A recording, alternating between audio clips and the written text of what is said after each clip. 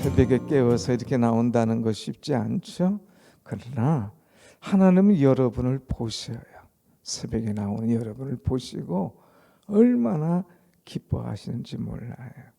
사람의 눈은 네 가지가 있다고 그랬습니다. 네 가지가 있어야 된다. 이제 육안, 눈에 보이는 육안, 또 해안, 지식을 가지고 멀리 보는 해안, 그 다음에 심안, 사람을 보는 눈, 그 다음에 영안, 하나님을 보는 눈이 있어야 된다고 그랬습니다.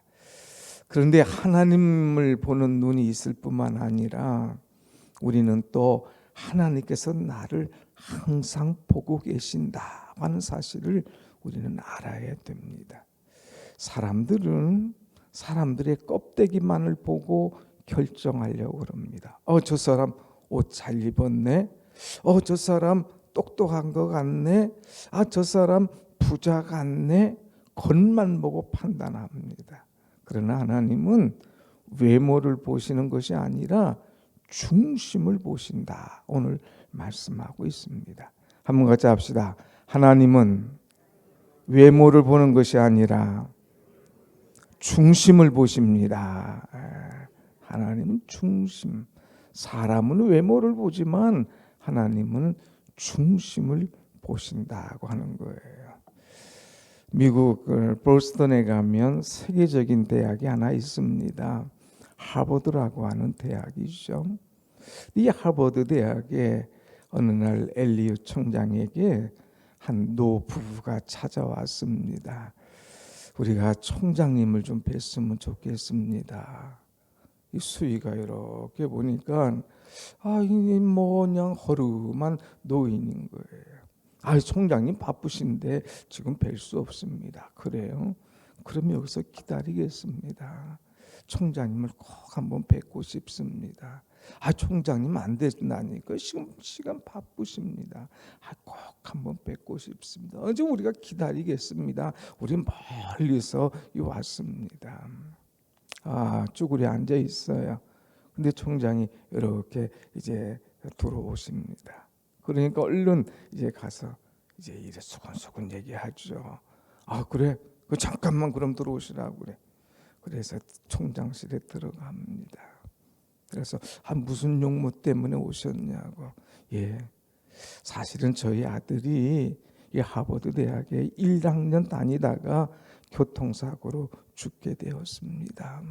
너무 마음이 아파서 우리 아들을 참 기억하고 기념하는 마음으로 이 대학에 우리가 조금 후원을 하려고 합니다. 그리고 이 건물을 하나 좀 짓고 싶은데 그러려면 돈이 얼마나 들어갈까요? 그 대학 총장 깜짝 놀랐습니다. 아들이 죽었다고 나한테 항의하러 왔나? 건물 하나 짓겠다는데 이 건물 하나 짓는데 돈이 얼마나 가는데 이 노인들이 이렇게 겁도 없이 우리한테 하겠다고 와. 그러면서 괜찮습니다. 괜찮습니다. 그러면서 나 지금 시간 없는데 괜찮습니다. 저희들이 하나 해드리겠다는데 왜 그러십니까? 아래 우리를 봐도 돈 나올 만한 사람이 아닌 거예요. 아래 우리를 봐도 허름한 노인인 거예요. 그래서 아닙니다. 그러면서 총장이 바쁘다는 표시를 왔다 갔다 하는 거예요. 노부부가 기분이 안 좋습니다. 수위도 나를 좀 무시하는 것 같았는데 총장까지 이렇게 와가지고 그러니 쿡쿡 찔렸습니다. 여보, 총장님 바쁘신가 본데 우리 그냥 갑시다. 그리고 나와서 여보, 이 하버드는 아닌 것 같으니까 우리가 캘리포니아에 아주 훌륭한 대학을 하나 세웁시다. 그래서 이 캘리포니아에 내려갔습니다. 서부의 하버드라고 하는 스탠포드 대학을 이분이 세웠어요. 아들 이름이 스탠포드였거든요. 우리 아들을 기념하는 마음으로. 그런데 이 나중에 이분이 누구에 있느냐? 서부에서 제일 가는 부자였습니다. 그래서 스탠포드 대학을 지었는데 저는 하버드 대학도 가보고 스탠포드 대학도 가봤는데 이 스탠포드 대학은 그냥 쑥 들어가서 막 그 대학 정문까지 들어가는데 숲이 얼마나 깊은지 몰라요. 그리고 그 학교를 궁전같이 지어놨습니다. 아주 멋지게. 이야, 이것이 숲속의 한 도시 같아요. 궁전 같아요. 얼마나 아름다운지. 차로 한참 들어가서 있는 가장 안전한 학교, 서부에서 가장 멋있는 학교, 서부에서 가장 참 좋은 학교. 그래서 스탠포드 참 서부의 부자들이 또 머리 좋은 사람들이 가서 다니는 그런 유명한 학교가 되었다는 이야기죠. 그 소식을 들은 하버드의 총장 엘리엇 총장 땅을 치는 거예요. 내가 그 부자를 놓쳤구나. 내가 그 부자를 놓쳤구나. 그래서 사람들이 이것을 보면서 이야기하죠. 사람은 외모를 보지만 하나님은 중심을 보느니라. 사랑하는 여러분, 사람들이 외모 보고 놓치는 경우가 많아요. 외모 보고 거기에 마음을 빼앗기는 경우가 많습니다. 우리는 외모가 중요하지 않아요. 중심이 중요하다고 하는 거예요. 사랑하는 우리 학생 여러분, 여러분들이 나중에 이제 청년이 되고 결혼할 때가 됐을 때에 사람들은 외모를 봐요. 얼마나 잘생겼나, 얼마나 예쁜가, 얼마나 키가 큰가, 저 집안이 얼마나 백그라운드가 있나, 껍데기만을 보는 거예요. 그러다가 그것을 보고 마음을 빼앗기고 결혼하다가 인생 망치는 사람들이 얼마나 많은지 봅니다. 오늘 우리는 외모를 보는 것이 아니라 하나님께서 말씀하신 것처럼 중심을 볼 수 있는 그 영한, 심한 이런 것들이 우리에게 있어야 된다고 하는 것이죠. 오늘 본문의 말씀 보면 하나님께서 사울의 이스라엘 초대 왕을 버리시기로 작정을 합니다. 하나님의 말씀을 버렸어요. 하나님 말씀에 순종하지 않았어요. 그래서 이 사울을 버리고 다음 왕을 세우게 되는데 사무엘에게 명령을 합니다. 사무엘아, 너 이새의 집에 가서 거기에 있는 아들에게 기름을 붓고 오너라. 다시 말하면 이새의 집안에 이제 왕을 하나님께서 세울 것이다 하는 거예요. 그래서 그 당시에 왕을 세우려면 기름을 붓거든요. 기름. 그래서 기름을 준비해 가지고 이새의 집에 왔습니다. 그러면서 하나님께서 이 가정에 이제 예배를 드리길 원하신다. 하나님께서 귀한 사람을 세우길 원한다. 당신의 아들들을 좀 데리고 와라 그랬어요.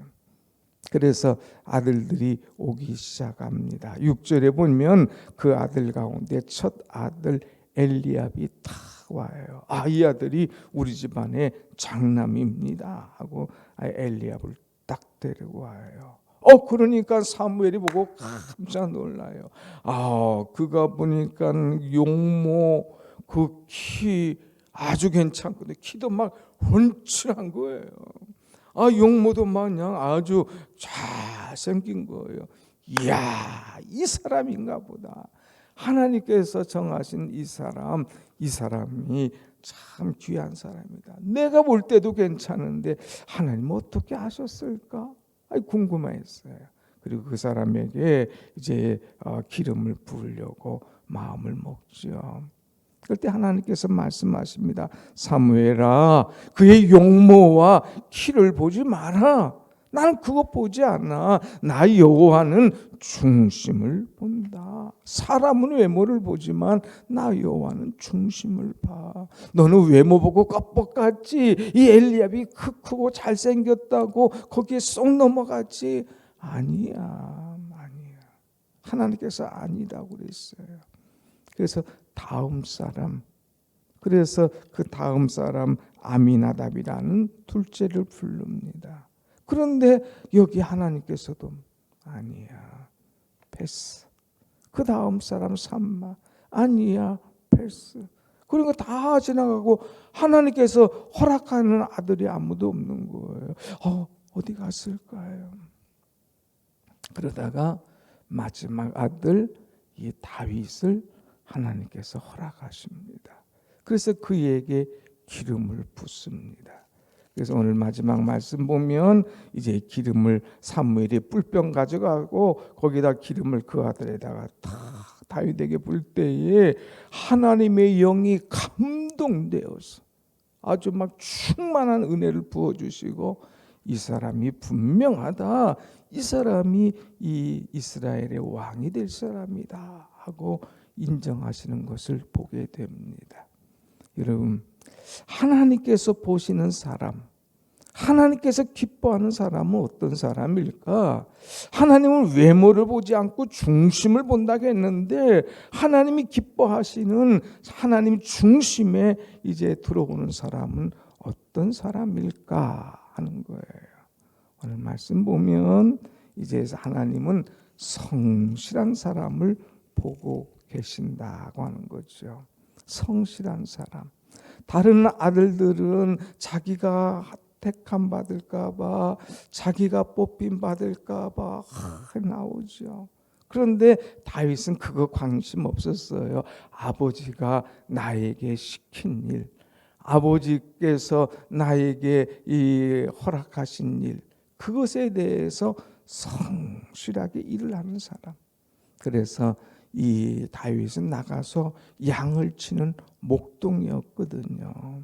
그래서 양을 아주 성실하게 양을 치고 양을 먹이고 또 먹을 것이 없을 때는 저쪽으로 데려가서 풀과 물을 먹이면서 양을 잘 키우는 아이.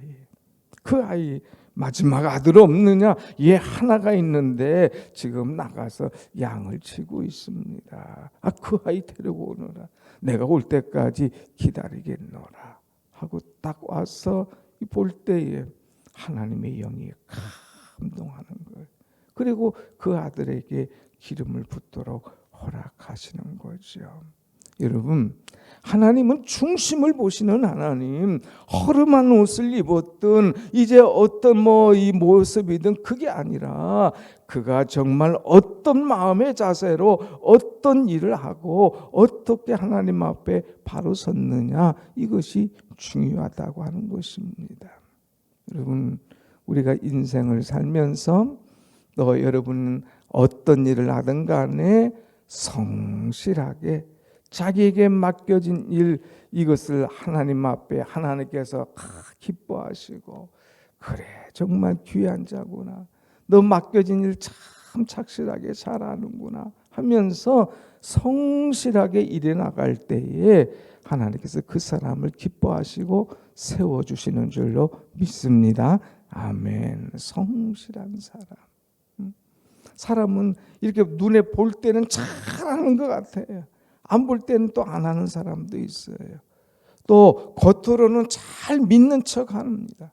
그러나 속에는 그렇지 않은 사람이 있어요.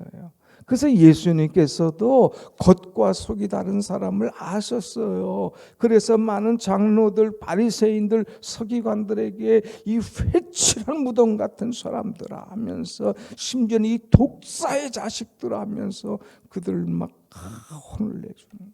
겉은 제일 잘 믿는 것 같아요. 바리새인들, 사두개인들, 서기관들, 겉으로 볼 때는 신앙이 좋은 것 같아. 가운을 탁 끼고 사람들 많은데 오 하나님 하면서 막 기도하는 거예요.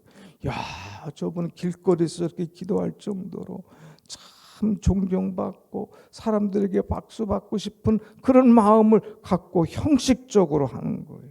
그런데 겉은 괜찮은데 속은 썩었어요. 이 회칠한 무덤 같은 사람들아 그랬는데, 이 당시에 이제 시신을 장례할 때에 이 굴에다가 집어넣습니다.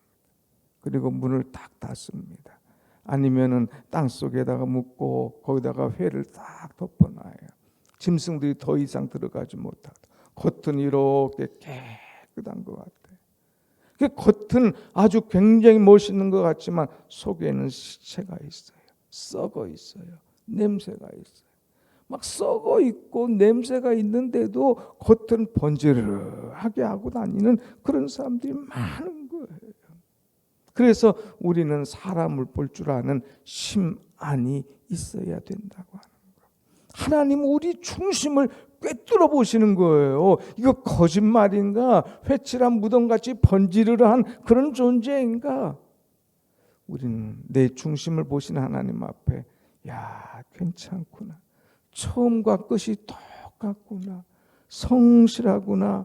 맡은 일을 잘 감당하구나 하고 인정받는 그런 존재가 되어야 될 것이다 하는 거예요. 또 하나님은 어떤 사람을 보냐? 믿음 있는 사람을 보십니다. 믿음. 골리앗과 싸움에서 다 두려워하고 막 떨고 어쩔 줄 모릅니다. 그럴 때에 다윗은 탁 나갑니다. 너는 창과 칼과 검을 가지고 나오지만 나는 만군의 여호와 하나님의 이름으로 내게 나가노라. 그러면서 믿음을 가지고 나가서 골리앗과 싸워 이기는 이 모습. 하나님 보실 때 얼마나 기쁜지. 다른 사람들은 칼도 있어요, 창도 있어요, 뭐 그냥 여러 가지 갑옷도 있어요. 그러면서 그냥 그 적 앞에 두려워하고 떨고 어쩔 줄 모르는데 다윗은 그렇지 않았어요. 다 그런 것들 다 버리고 하나님께서 주신 지혜를 가지고 또 용기를 가지고 믿음을 가지고 나가는 거예요. 하나님께서 사자와 곰도 쳤은즉 너 같은 것 할례 받지 못한 백성들 하나쯤이야 하면서 믿음을 가지고 탁 나가서 이 골리앗을 넘겨뜨렸다고 하는 것. 하나님은 믿음 있는 사람을 보시는 거예요. 여러분, 이 학생 때 가졌던 믿음 중요합니다. 목사님이 목사가 된 것도 여러분처럼 학생 때 마음에 기도하고 다 하나님 앞에 드리기로 작정한 거예요. 학생 때부터 갖는 믿음, 흔들리지 않는 믿음, 이것이 얼마나 중요한지. 여러분, 하나님 어떤 분이라겠어요? 첫날 하나님이 여러분을 붙들어 주신 하나님이라겠잖아. 그래, 나를 붙들어 주시고 나를 통하여서 엄청난 일을 이루시길 원하시는 하나님, 내가 하나님 앞에 큰 믿음의 사람이 되리라 결심하고 기도할 때에 여러분 기도한 대로 하나님께서 사랑하시고 축복하실 줄로 믿습니다. 아멘. 하나님은 믿음의 사람을 보신다는 거예요. 그리고 하나님은 성결한 사람을 좋아하셔요. 하나님은 정직하고 성결한 사람. 사람은 살다 보면 실수가 있어요. 살다 보면 넘어질 때가 있다 이 말입니다. 다윗이 왕이 되었어요. 이제 그는 성실했기 때문에 기름 부음 받고 하나님께 인정받았잖아요. 그는 믿음이 있기 때문에 골리앗을 넘겨뜨렸잖아요. 그래서 정식으로 왕이 탁 돼서 올라왔는데 왕이 된 후에 인간인지라 실수했어요. 그래서 이제 문제가 생겼을 때에 선지자가 와서 지적을 합니다.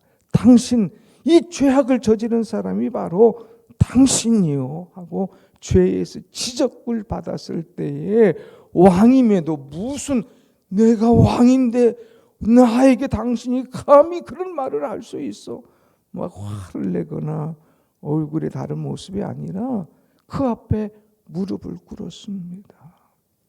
선지자 앞에 무릎을 꿇었다는 것은 곧 하나님 앞에 무릎을 꿇었다는 거예요. 맞습니다. 내가 범죄했습니다.